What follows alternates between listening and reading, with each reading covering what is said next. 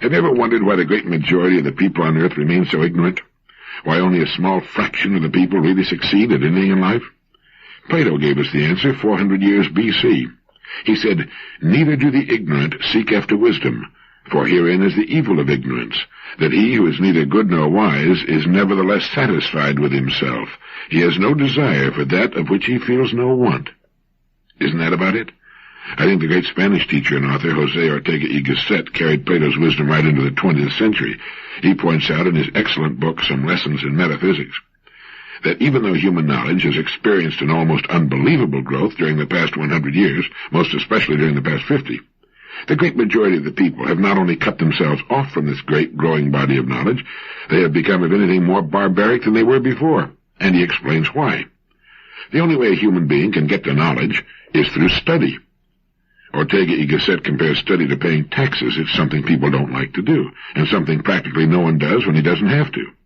The great majority of people will go to school just as long as they have to. During that time, they will learn only what is absolutely necessary, which isn't very much, and they will stop on any subject the moment they're allowed to. That's why we have the mind-boggling phenomenon of a multi-billion-dollar school establishment and a nation of people with barely enough useful information to find a seat of their pants with both hands. You see, that answers the question that bothered me, and perhaps you too, for years. The question was, how is it possible in a nation as modern, in a society as advanced, in a standard of living as high as it is in ours, for a human being to reach the age of 50 with so small a collection of useful information?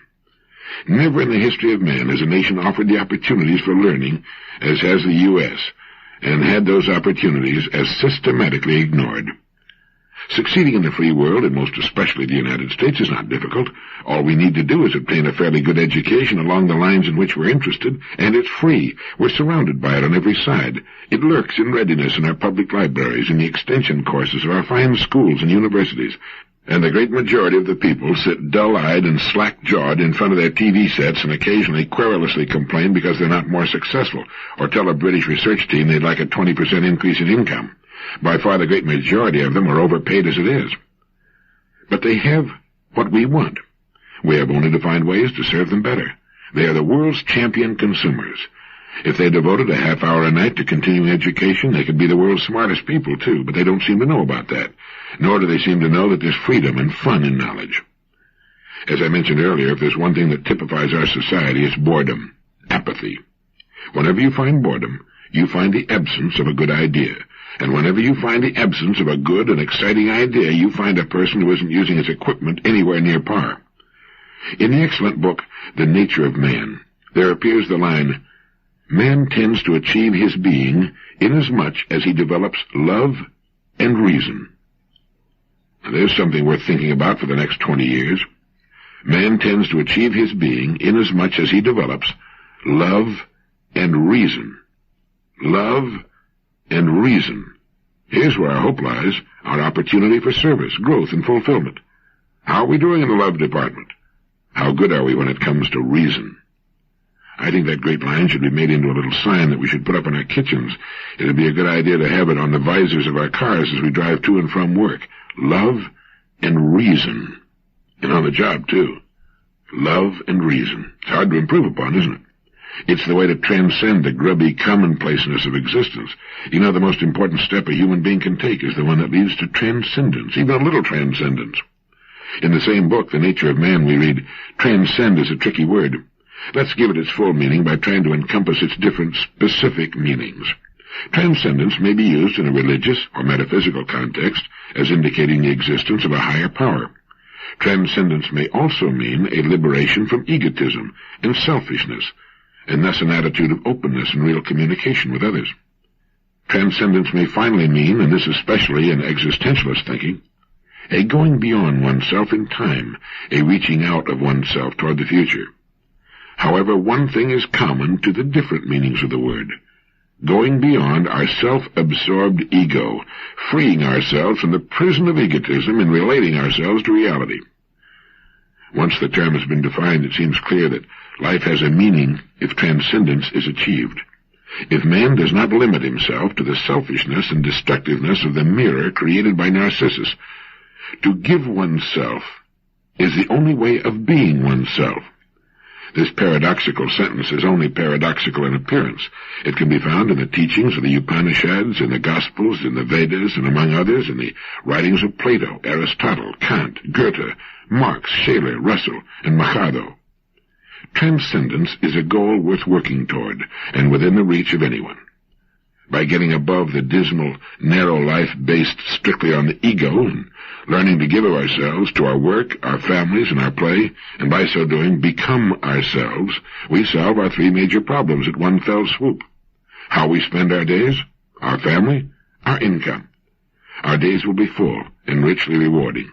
Our family life will take on new love and meaning, and our income will take care of itself. By really giving of ourselves, we will be maximizing our service, which will automatically maximize our rewards. It's not an easy thing to achieve, but worth working toward, and it can be done in balance, without rush, by getting our priorities straight and organizing our time. An early start helps. Living in balance helps our appearance, too. We tend to look younger when peace and confidence radiate from us. It's been said that everybody's face is his own fault after 40. It reflects the real person inside. I spoke of learning to play golf earlier. My good friend, the well-known golfing writer Gary Wyron, tells of a man in San Francisco who jogs 6.7 miles every morning. That's the distance around Golden Gate Park. He also walks 5 miles to and from work. He works as a banquet waiter, boxes a couple of times a week, and tosses in 8 or 9 games of handball. As you can imagine, he's in magnificent physical condition. He's also 103 years old. His name is Larry Lewis, and he began running in 1876 at the age of 9, and he's been running and keeping as active as he was at that early age ever since. He's made the comment that you should never refer to a person as being so many years old, since old often means something dilapidated. Larry Lewis doesn't intend to become dilapidated, especially during his second 100 years. Gary Wyron suggests that each of us should ask himself these questions. Are my muscles getting soft and flabby? Do I feel chronically tired and dragged out? Am I clumsy performing physical tasks which once were relatively easy for me? Can I feel and see unsightly bulges of fat on my body? Do I have to stop and catch my breath after climbing 1 or 2 flights of stairs? Is my physical zest for life missing or rapidly failing?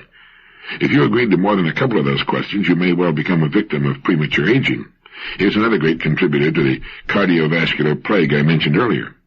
It isn't that we want to live forever, or even as old as Larry Lewis may be, although I think it's a great idea if you're enjoying life, but we can ward off premature disease and avoid looking like 200 pounds of chicken fat in a polyethylene bag by spending just a few minutes a day exercising. I do. I hate it, but I do, and I find it gets me off to a pretty good start. Much better than when I don't exercise. I've never been a physical fitness nut, but I believe we should take care of our bodies just as we should our minds, and to get the best use of both takes exercise. Gary Wyron says that in the absence of crippling disease or chronic disability, there is no biological or physiological reason why a human being need deteriorate markedly until well past the age of 70. Most people don't lose the battle against premature aging. They simply never wage it. Sir Adolph Abrams once made the comment that everybody wants to live a long time, but nobody wants to be old. Well, to a surprising extent, it's possible. Gary Wyman goes on to say, with daily exercise, you'll not only look better, with stronger and firm muscles and have a more attractive figure and posture, you'll also sleep more soundly, experience less listlessness and fatigue, be able to release pent-up emotions, increase your endurance and capacity for work, enjoy better health, greater longevity, and possess an improved self-concept. It's estimated that only 4 to 5% of the adult American population exercises regularly. Why? Why such an anemic figure in the face of such consequences? The answer lies in the placement of priorities. Our scale of values is cockeyed. Think for a moment. What would you trade for good health?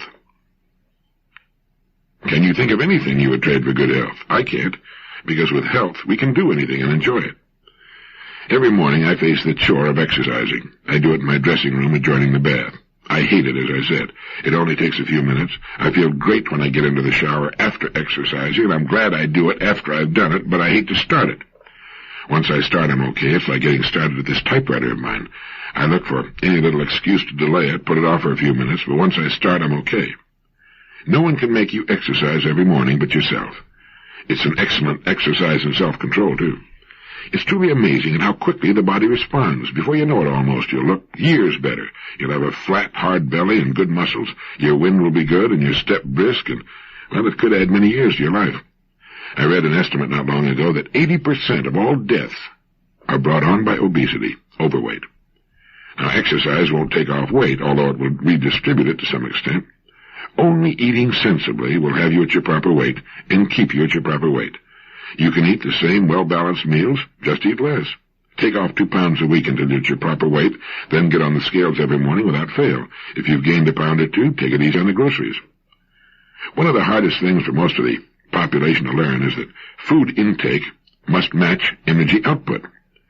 When we were in our teens and early 20s, we usually had high energy output and had to eat a lot. In fact, we formed the habit of eating a lot. Now, habits tend to remain constant or actually increase with time. So chances are a given person will continue to eat the same amount of food, or even more as he grows older, and as his energy curve begins to go down. The spread between his descending energy curve and his food intake line will be represented by the spread of his waistline and the seat of his pants. The normal human stomach is about the size of your clenched fist. Before you begin to eat, look at your clenched fist and then eat that much food. End of Good Health Department. You know, we're learning that we took a lot of things for granted which simply are not true, not as we thought them to be. We thought we were educating our children by sending them to our schools, and we've discovered that we have a nation of uneducated people. We thought mankind was moving upward and onward, and found ourselves living in the bloodiest century in the history of human civilization. We thought our technology and progress would give us better health, especially with 2 chickens in every pot, and find ourselves in 20th place in the world health picture. We thought our new higher standard of living, our new wealth, would give us a world free of crime, and we have a national crime picture that makes you want to run for cover. Lots of opportunities lurking in there for a thinking person. And here's a creative thinking problem for you to work on if you like. If you were to lose your present source of income tomorrow, how would you live for the next 12 months? Quite often, military commanders in the field are reprimanded or demoted for falling victim to a surprise attack. It's happened many times. Well, each of us is the commander of his own life and family's defenses, and it's the duty of an intelligent commander to be prepared for any eventuality he can imagine. Now, every member of our family should know what to do, where to go instantly in case of fire. With the crime rate what it is, we should make certain our homes are as secure from unlawful entry as we can make them. It should be high on our priorities list. And we should have a good plan to put into action should our income stop for one reason or another. A woman dying on the roadside as a result of an auto accident was asked why she had failed to fasten her seatbelt. Her last words were that it wrinkled her clothes. Here's a typical, though tragic, mix-up in priorities. We can get our clothes pressed. The sudden loss of income gain is an interesting one for the whole family. Most women tend to be ill-prepared to fend for themselves, not just married women, but young girls just out of school. Most families don't seem to realize that the average woman who marries in our society will work at a job for 25 years. If she doesn't marry, she'll work for 40 years or more, just like a man. And knowing that she must, in all likelihood, work at least 25 years, even if she marries, you'd think most girls would prepare themselves for interesting and well-paying work. Not so. Most young women come into the job market with skills limited to driving a car and talking on the telephone. They're not too good at those. This is true even of most women who go to college. They come to the world of work with no marketable skills, and thus put themselves at the bottom of the economic heap. They also miss the fun of a meaningful career, and they have no ace in the hole in case their marriages don't work out, or the husband dies, or in case they'd like to get back into the swim of things after their kids have grown up and moved out, during the so-called and often aptly called empty years. A woman can be married for 20 years, lose her husband because of death or separation, and still have nothing whatever to bring to the labor market. In 20 years, she could have become expert at anything, playing the piano, interior decorating, selling, retailing, teaching, nursing, secretarial work. Think of the whiz she could have become at typing and shorthand in 20 years. Yet as a rule, she does nothing. She comes to the world of work with a dazed expression on her poor, scared face and with wringing hands. Why? Suppose you tell me. She'll most likely say, I didn't think it would happen to me. Why not? It happens to millions of women every year. How about a little preparation? A few minutes a day add up quickly. Do you know that you can turn out the equivalent of a novel every 3 months by just typing 4 pages a day?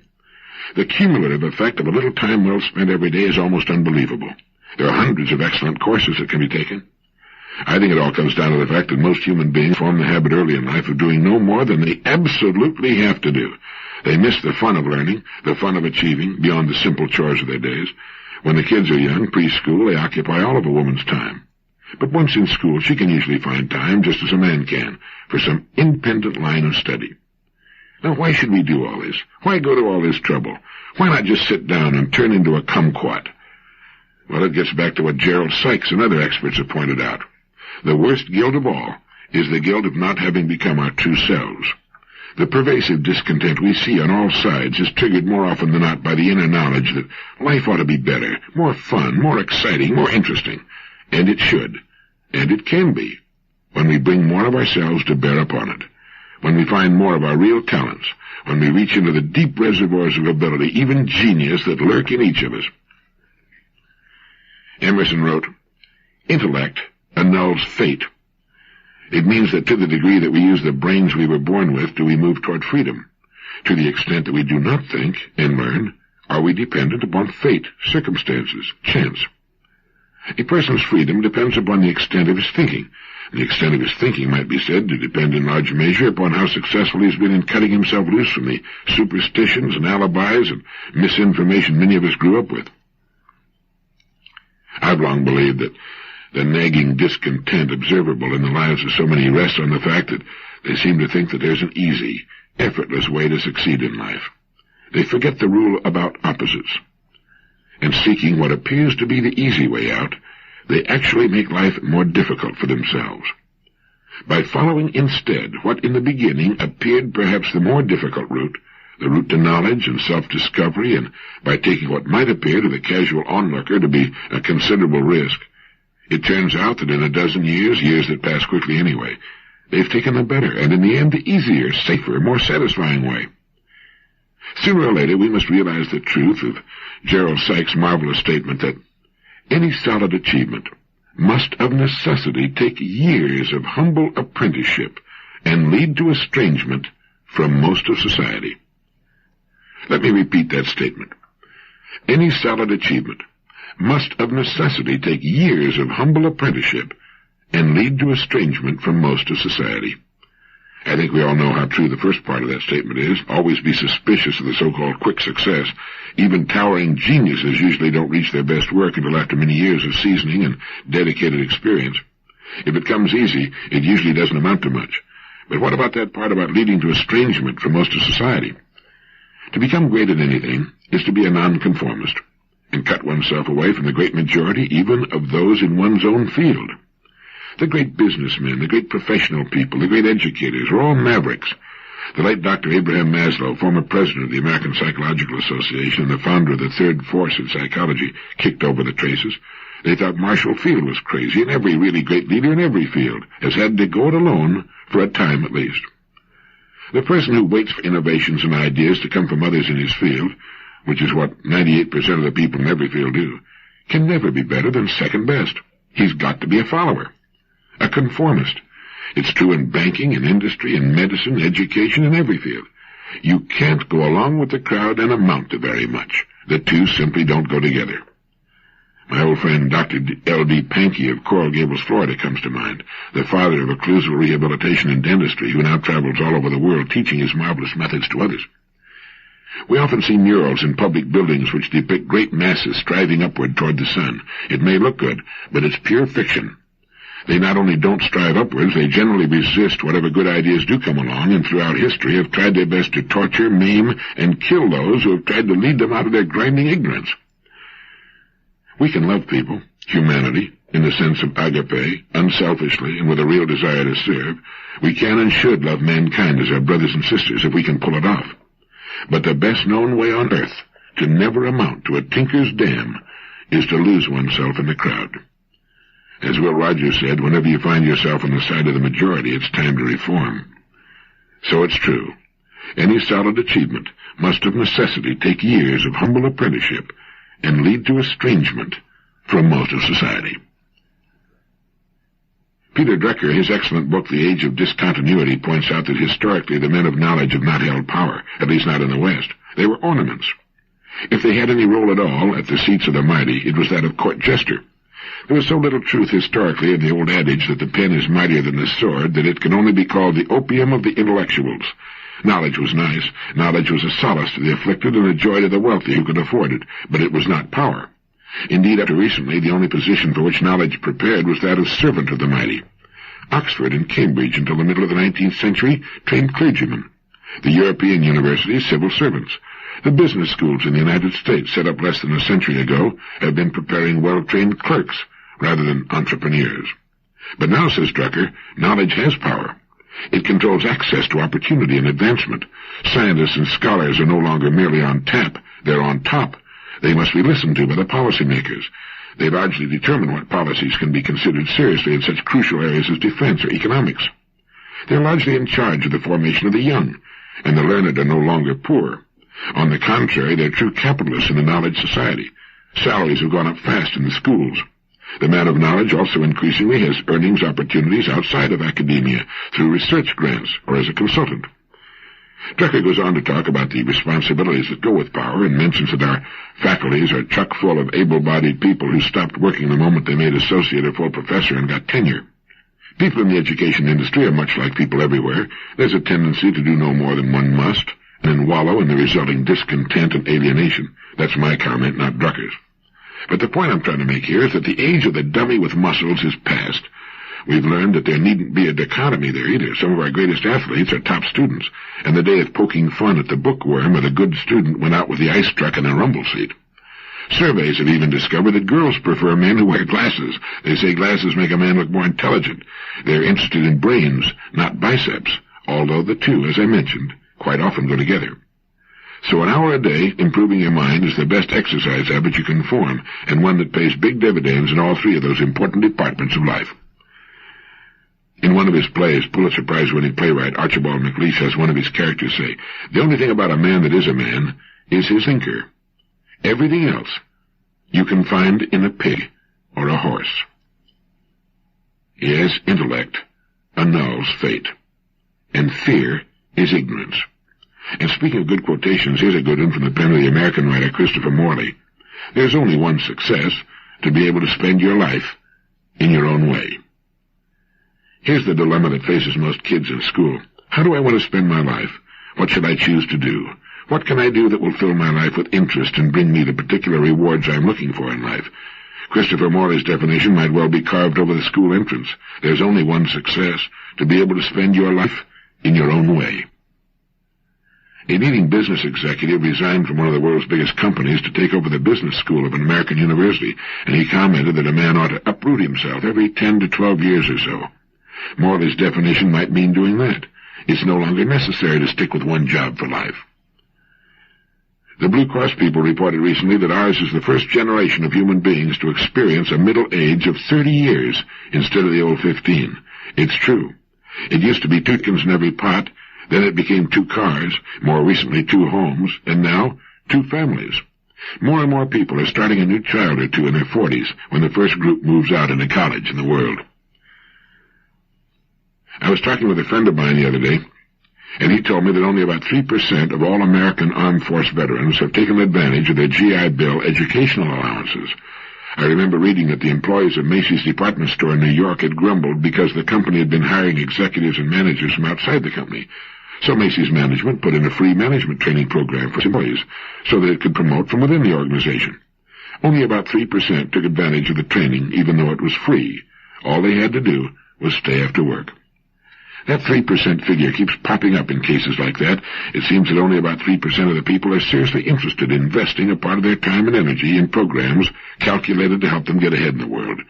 The rest yell and flail around for pay raises and more fringe benefits, but when it's suggested that they might do something to improve themselves, make themselves more valuable, upgrade themselves with the times for their own good, No, the old slogan is still, take it easy, but take it.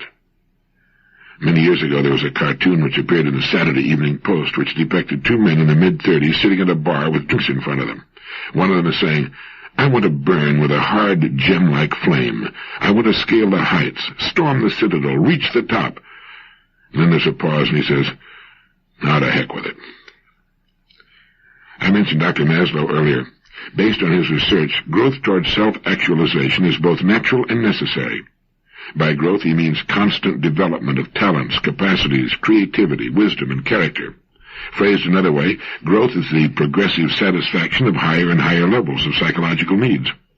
In Maslow's words, man demonstrates in his own nature a pressure toward fuller and fuller being, more and more perfect actualization of his humanness, in exactly the same naturalistic scientific sense that an acorn may be said to be pressing toward being an oak tree. It's easy to see in children, but is so often apparently lacking in adults. Psychological growth leads toward psychological health. A person can grow out of his psychological problems and hang-ups just as he can outgrow his clothes. We tend to distrust our natural instincts. We've often been taught that our instincts are bad somehow. Moreover, the growth process requires constant willingness to take chances, to make mistakes, to break habits.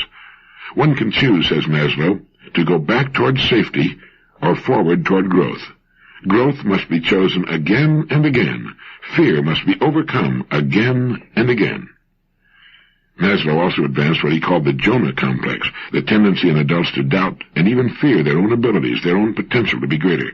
As he put it, we fear our highest possibilities as well as our lowest ones. We're generally afraid to become that which we can glimpse in our most perfect moments, under the most perfect conditions, under conditions of greatest courage. We enjoy and even thrill to the godlike possibilities we see in ourselves in such peak moments, and yet we simultaneously shiver with weakness, awe, and fear for these very same possibilities.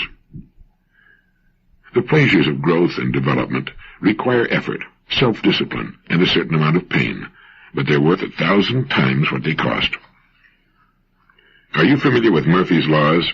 Edsel Murphy is an electronics engineer who's made some significant contributions to the understanding of the behavior of inanimate objects.